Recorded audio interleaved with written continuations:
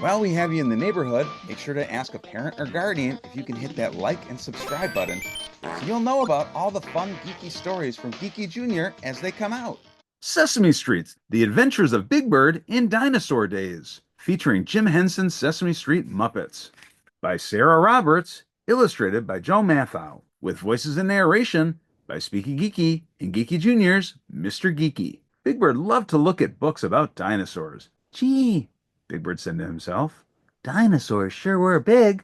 Wouldn't it be neat to live in dinosaur days when everything was my size? I bet Mr. Snuffleupagus would like it too. Big Bird got a dreamy look in his eyes as he thought about Snuffy and himself in dinosaur days. Snuffy, I don't think we're on Sesame Street anymore, Big Bird whispered in awe as he and Snuffy moved slowly through a forest of huge trees and giant plants. Oh dear, said Snuffy. Then Big Bird saw something move in the distance. Look, a dinosaur. Why, he looks just about my size, yelled Big Bird. Snuffy, wait here while I make sure he's friendly. Big Bird ran toward the dinosaur, who was eating leaves from the top of a tree. The closer Big Bird got, the bigger the dinosaur looked. Big Bird stopped running. The dinosaur stopped eating. He looked down at Big Bird in surprise. What are you? Asked the dinosaur. I'm a bird. What kind of dinosaur are you? Asked Big Bird, staring at the strange-looking creature. I'm a duck-billed dinosaur, the dinosaur said proudly. You can call me Duckie. You sure are a lot bigger than any ducky I've ever seen, said Big Bird. Ha ha ha, the dinosaur laughed. Me? Big? I'm just a baby. You should see my big brother. Wait till I show you to Mr. Snuffleupagus, said Big Bird excitedly. What's a Snuffleupagus? Asked Duckie. My best friend, said Big Bird. Come on, I'll introduce you. The dinosaur followed Big Bird back to the place Big Bird had left Snuffy, but there was no Snuffy. Oh dear, said Big Bird. Snuffy is lost. Don't worry, I'll help you find him, said Duckie. What does your friend look like? Big Bird thought for a moment. He's big and shaggy, he said. Oh, then he should be easy to find. Just follow me, said Duckie. The dinosaur led Big Bird to a big swamp. Wow, this is the biggest mud puddle I ever saw. Oscar would love it, exclaimed Big Bird. Then he saw something shaggy sticking out from behind a big boulder. Hey, I think I see Snuffy's tail, he said, and splashed over to look. Yikes, he hollered and quickly ran to hide behind Duckie. Don't worry, Duckie told Big Bird.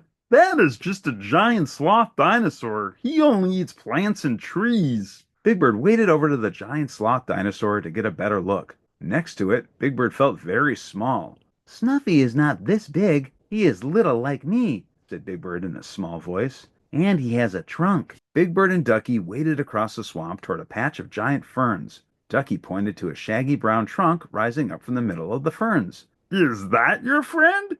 Asked Duckie. Yoo-hoo, Snuffy, yelled Big Bird as he ran toward the shaggy brown trunk. But the trunk was not Snuffy's. It was the trunk of a giant woolly mammoth who was calmly munching ferns. That is not Snuffy, Big Bird told Duckie. Snuffy never eats ferns. What does he eat? Asked Duckie. Well, he likes spaghetti, said Big Bird. Spaghetti? There's no spaghetti growing around here, said Duckie. And he loves cabbage, said Big Bird. I'll take you to my favorite cabbage patch. Maybe your friend is there, said Duckie. On the way, two dinosaurs appeared. They were running directly at each other. Crash! They banged their heads against each other. Oh my, cried Big Bird. I hope they didn't do that to poor Snuffy. Boneheaded dinosaurs only bang into each other, Duckie assured him. They are not very smart. Well, that's a relief, said Big Bird. When they arrived at the cabbage patch, Big Bird hunted everywhere, but Snuffy was nowhere to be found. Are you sure your friend is real? Asked Duckie kindly. Big Bird remembered how no one on Sesame Street ever believed him when he told them about Snuffy. Oh, this is terrible, he said. Snuffy is really, truly real. Then Big Bird had a thought. Snuffy probably went home. He always takes a nap after he eats, he said. Well, which way is your home?